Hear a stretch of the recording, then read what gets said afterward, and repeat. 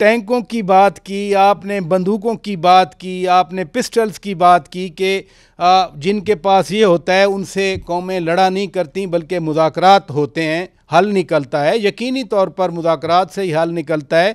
तो फिर इसका मतलब है कि जैसे अली अमीन ख़ान गंडापुर पहले कहते रहे या सेनेटर आज़म ख़ान स्वाति साहब कहते रहे, आप भी यही चाहते हैं कि सिर्फ एस्टैब्लिशमेंट से यानी फ़ौज से मुज़ाकरात हों, जो सिविलियन गवर्नमेंट है उससे मुज़ाकरात नहीं हो सकते?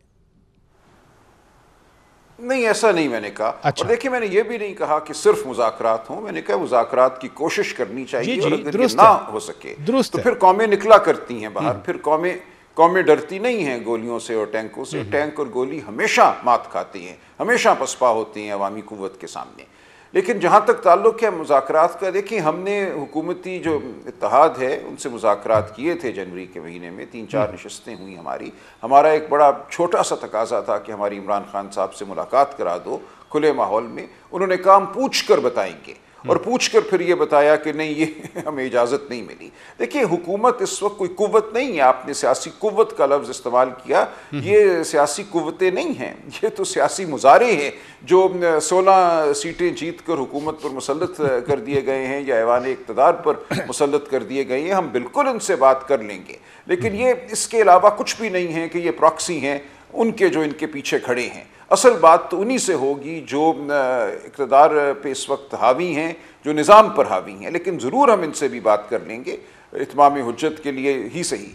लेकिन बिलाखिर फ़ैसला मैं समझता हूँ मुक़्तदरा को, इंतज़ामिया को करना है कि इस मुल्क को कैसे चलाना है। क्या यहाँ पे अवाम की राय की कोई वक़्त होनी है? क्या इलेक्शनों के साथ वही कुछ होना है जो 8 फरवरी 2024 को हुआ? हमें यह कहा जा रहा है कि बेशक आप मकबूल रहें, अगला इलेक्शन भी ऐसे ही होगा और उससे अगला इलेक्शन भी ऐसे ही होगा। अवाम में जो मर्जी आपकी मकबूलियत हो उससे कोई फ़र्क नहीं पड़ता, ये रोज़ हमें कहा जाता है। तो इसलिए अगर लोग होश के नाखुन लेते हैं, समझते हैं कि वो मुतलिकुल अनान नहीं है, इस ज़मीन पर, इस कुर्रा अर्ज़ पर खुदा ताला ने उनको जाबिर बनाकर नहीं भेजा, खलीफा बनाकर भेजा है, और खलीफा का काम है कि वो मुशावरत करे, लोगों की राय को सुने, उसको माने। अगर ये बुनियादी हकीकत इन तक पहुँच जाती है तो मामलात सुलझ सकते हैं। अगर नहीं पहुँचती, ये हठधर्मी पे खड़े रहते हैं, समझते हैं जबर से, ताकत से हर काम को ये ठीक कर लेंगे, हल कर लेंगे, तो वही कुछ होगा जो 78 साल से हो रहा है। मुल्क मज़ीद तारीकी की गहराइयों में गिरता चला जाएगा। आपने एक अच्छी टर्मिनोलॉजी यूज़ की कि एहतमाम हुज्जत के लिए इस हुकूमत से भी बातचीत कर लेंगे। तो क्या आप, यानी आपका मैसेज है कि आपसे हुकूमती ओहदेदारान रब्ता करें? राना सनाउल्लाह साहब तो पहले कहते रहे कि हमारे साथ ये बात करें, वज़ीर आज़म साहब भी कहते रहे ये बात करें, सेनेटर इरफान सिद्दीकी साहब भी कहते रहे कि हमारे साथ ये बात करें। तो वो एहतमाम हुज्जत वाली जो छोटी सी गुंजाइश नज़र आ रही है, हुकूमत को उसका फ़ायदा उठाना चाहिए क्या? नहीं, ज़रूर उनको कोशिश करनी चाहिए। हम पहले भी बैठे थे, हमने क्या तकाजा किया था? हमने कहा था हमारी मुलाकात करा दो इमरान खान से। हमने कहा कि एक जुडिशल कमीशन बना दो 9 मई और 26 नवंबर के हवाले से। उसके जवाब में इन्होंने मजाक उड़ाया, इस्तेज़ा के तीर जो हैं हम पर बरसाए। और सिर्फ यही नहीं किया, साहबजादा हामिद रज़ा जो हमारे स्पोक्स पर्सन थे, उनके घर और मदरसे पर हमला करा दिया। तो ये तो एक अजीब व गरीब सूरत हाल थी। और फिर हमें कहा कि आप मज़ीद नशस्त क्यों नहीं करते? अगर वाक़यतन ये पुरखुलूस थे, बात करना चाहते थे, बात को आगे बढ़ाना चाहते थे, तो बात बढ़ सकती थी उस वक्त आगे। जो इन्होंने रवैया दिखाया वो सरासर मनफी था। तो आइंदा भी अगर मनफी रवैये के साथ बात करनी है और कहना है कि हम आप पे हमले भी करेंगे, आपका मजाक भी उड़ाएंगे, आपके लोगों को मारे पीटेंगे, घरों में दाखिल होंगे, लेकिन आप मेज़ पर हमारे साथ बैठे रहें, और ऐसे मेज़ पर जहाँ फैसला करने की ताकत इनके पास नहीं है, इन्होंने पूछ कर हमें जवाब देने होती हैं, तो वो भी हम कर लेंगे। लेकिन कुछ शराफत का, कुछ इज्जत का माहौल तो पैदा हो। खान साहब से बात की जा सकती है इस हवाले से, और हुई थी जनवरी में, इसीलिए हम बैठे थे इनके साथ।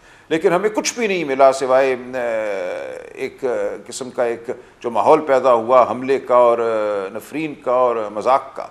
तो अब हम चाहते हैं संजीदा गुफ्तगू हो। पाकिस्तान मज़ीद मुतहम्मिल नहीं हो सकता फ़ोटो अपॉर्चुनिटीज़ का, कि हम सिर्फ सब अच्छा है दिखाने के लिए इनके साथ बैठें, चाय पिएँ, बिस्किट खाएं और उठ कर आ जाएं। ये नहीं हो सकता।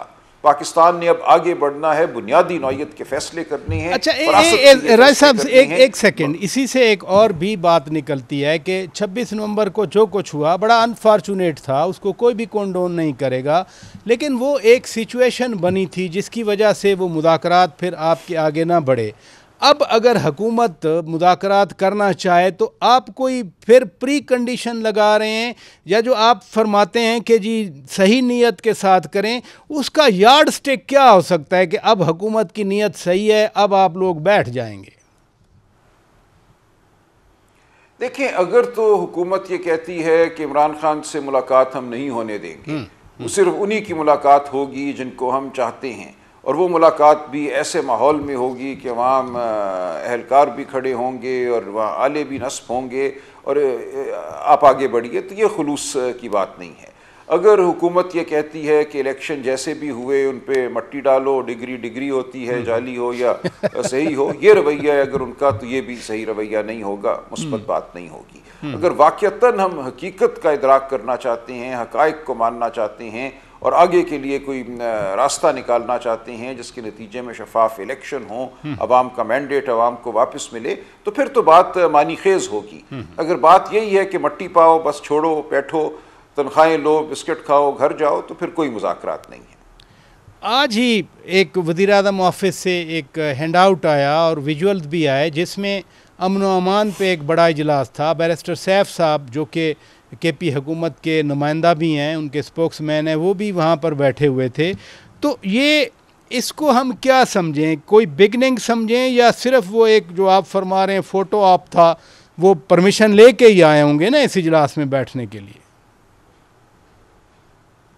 देखिए, खैबर पख्तूनख्वा हुकूमत के जो अहदेदारान हैं उनको बैठना पड़ता है बलिहाज़ ओहदा, इसलिए उसमें आप कोई ज़्यादा चीज़ मत डालिए। अगर कोई शख्सियत, कोई अहदेदार जाता है किसी सरकारी मीटिंग में, तो वो बस उसके एक फ़राइज़ मनसबी में शामिल बात है, इसमें इससे ज़्यादा कोई बात नहीं।